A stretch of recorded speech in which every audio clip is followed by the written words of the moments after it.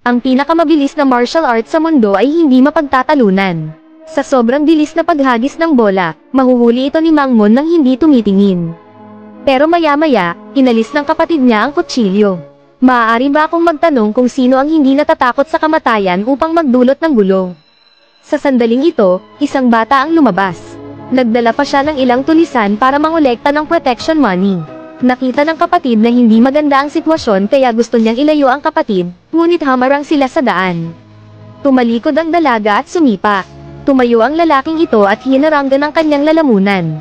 Dahil dito, kumain ulit siya ng combo at bumagsak sa lupa. Halos tumawa ng malakas ang mga junior na katabi niya.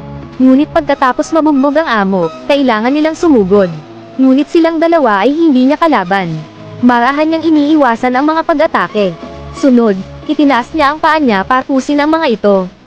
Tumayo ang matandang lalaki na hindi kumbinsido. Balak niyang mabawi ang nawalang dignidad.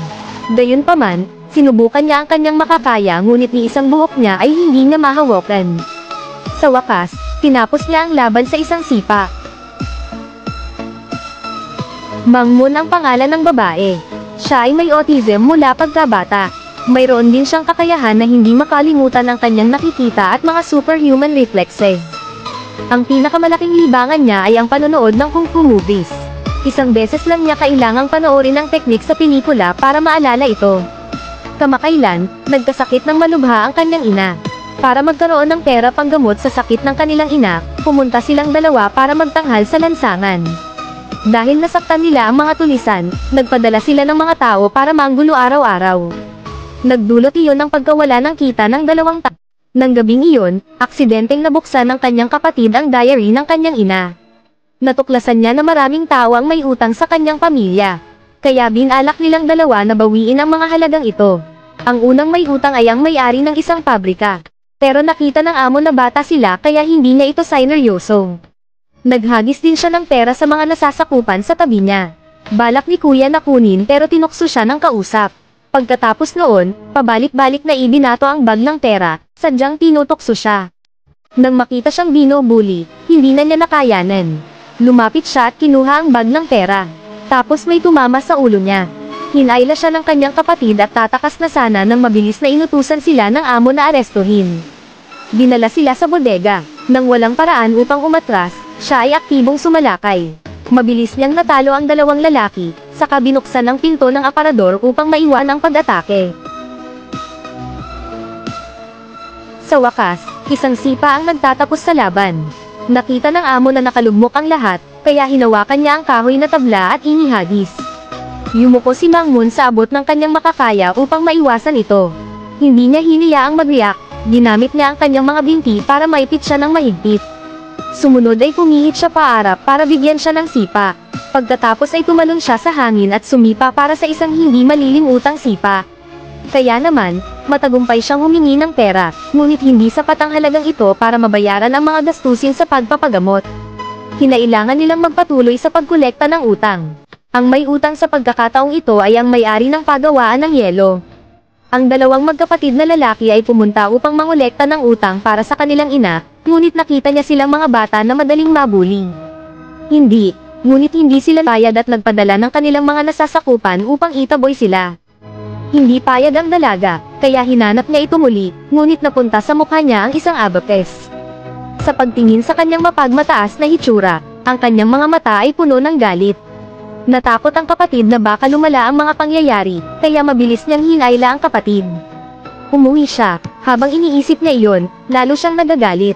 Pagkatapos ay bumalik siya sa pabrika ng mag-isa at hinanap siya. Pinalibutan agad ng mga kampan ang dalaga. Itinaas niya ang kanyang paa at sinipa ang isang lalaki. Ang mga lalaking ito ay lahat ay may talento. Malinaw na maaari silang sumugod ng magkasama, ngunit sila ay nagbibigay daan sa isa't isa. Isang beses sinipa ng dalaga ang kanyang kanang paa at muli ang kanyang kaliwang paa. Alagaan silang lahat ng walang pag-aaksaya ng pagsisikap. Nais ng may-ari na palihim na umatake, ngunit pagkatapos noon, binawi ng ang utang sa kalbong lalaki. Ngunit ang halagang ito ay hindi pa rin sapat para sa mga gastusin sa ospital. Naghahanda na ulit sila bukas. Ang may utang sa pagkakataong ito ay ang magkakatay. Nakadagan ang kapatid na may hawak na fly swatter. Nang makita niya ang kanyang mga nasasakupan ay agad siyang tumalikod at tumakbo palayo, ngunit hindi natakot ang dalaga sa kanila. Humakbang siya at nagsimulang makipaglaban sa kanila. Ang mga taong ito ay karaniwang hindi niya kalaban. Wala pang 2 atake, nahulog sila at hindi na makatayo. Ang susunod na pangalan ay Mapanganib. Dinampot niya ang isang kutsilyong pangkatay ng baboy at nilaslas ito ng marahas, na pilit siyang itinulak sa isang sulok. Akala niya hari pero manok lang. Ang aksyon na ito ay mukhang napakatanga sa kanya. Inutusan niya ang isang tao na pumatay sa kanya. Nang nasa panganib, inihagis siya ng kanyang kapatid gamit ang ng kanyang baboy. Sinamantala ng dalaga ang pagkakataong pumulot ng kahoy at isang beses siyang sinaksak. Kahit na sinubukan niya ang lahat upang labanan, sa huli ang kutsilyo ay itinapon niya. Pagkatapos noon, ginamit niya ang dogfighting technique para harapin siya. Nang makitang walang pag-asa ang sitwasyon, masunurin siyang nagbayad. Sa oras na ito, medyo disente na ang mga bayarin sa ospital. Tuluyan nang bumuti ang sakit ni nanay, ngunit nang malaman niyang mangungutang ang kanyang anak, nagalit siya ng husto. Dahil ayaw niyang makipagsapalaran ang 2 niyang anak dahil sa kanya. Ngunit para gumaling ang sakit ng kanyang ina, sa pagkakataong ito ang kanyang kapatid ay nag-iisang pumunta para maningil ng utang. Sa pagkakataong ito ay may nangyaring hindi inaasahan, siya ay kinidnap ng mga lokal na gangster. Ang astig pala sa unang bahagi ang amo ng grupong ito.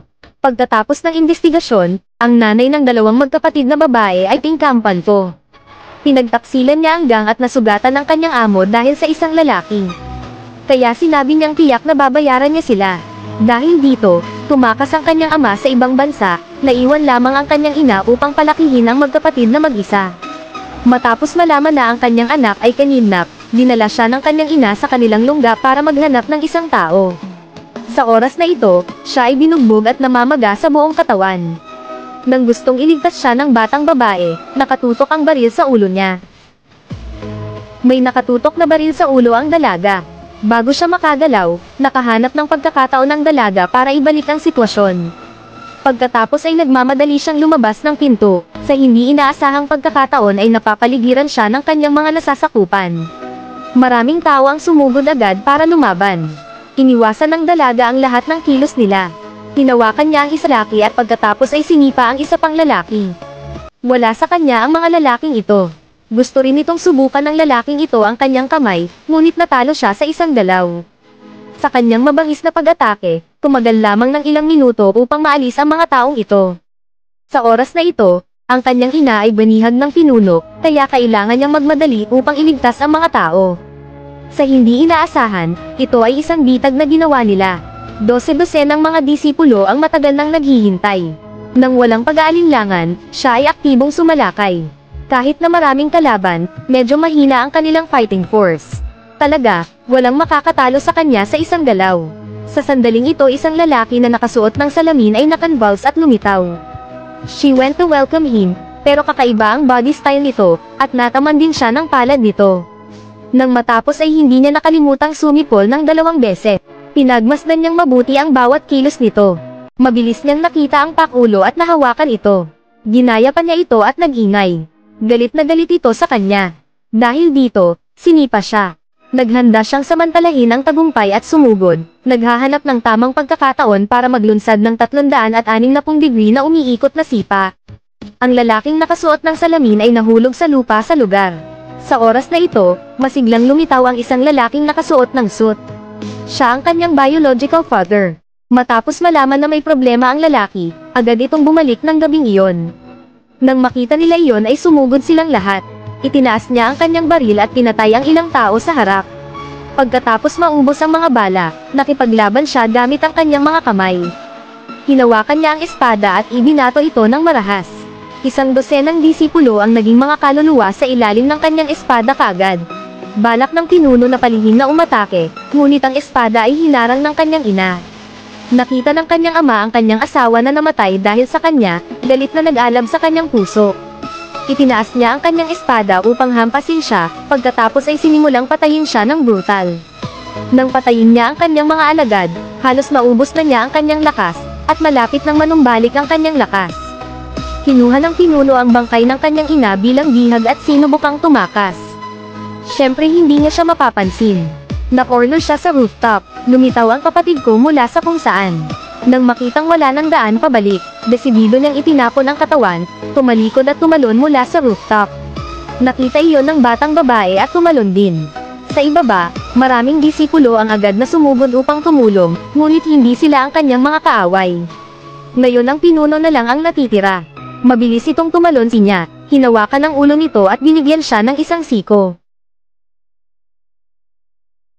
Matapos mailabas ang lahat ng galit, itinulak niya ito pababa.